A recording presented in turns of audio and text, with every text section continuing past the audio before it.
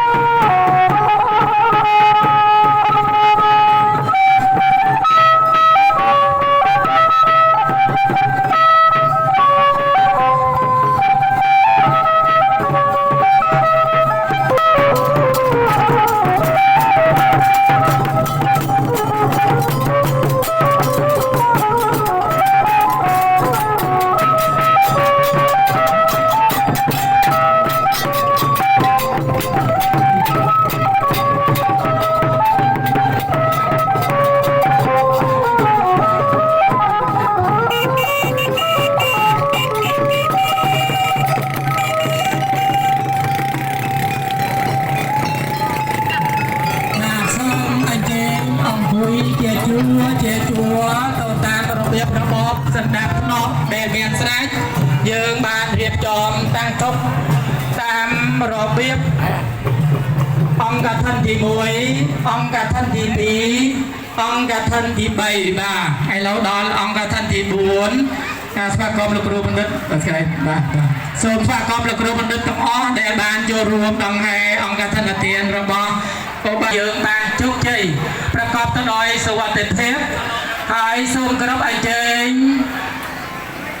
អង្គកថាទាំងមូលអង្គុយជាដើម្បីបង្ហាញនៅសីលធម៌អរិយធម៌វប្បធម៌ជាតិក៏ដូចជាបង្ហាញនៅភាពថ្លៃថ្នូរមុខសីលធម៌ទៅតាមទំនៀមរបស់ដូនតាយើងពីបុរាណមកហើយដូច្នេះអង្គកថាទានតាំង4អង្គកថាក៏បានរំកិលមកចំពោះដល់បតសីមានៃវត្តចម្ប៉ាបុរីសេរីតនៃក្រយើងគ្រប់បរិបូរហើយសូមអញ្ជើញអង្គុយត្រង់កន្លែងឲ្យមានរបៀបរបប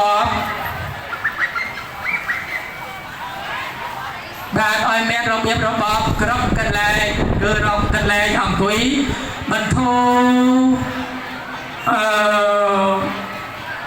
អិរិយាបថនិងបន្ធូរការ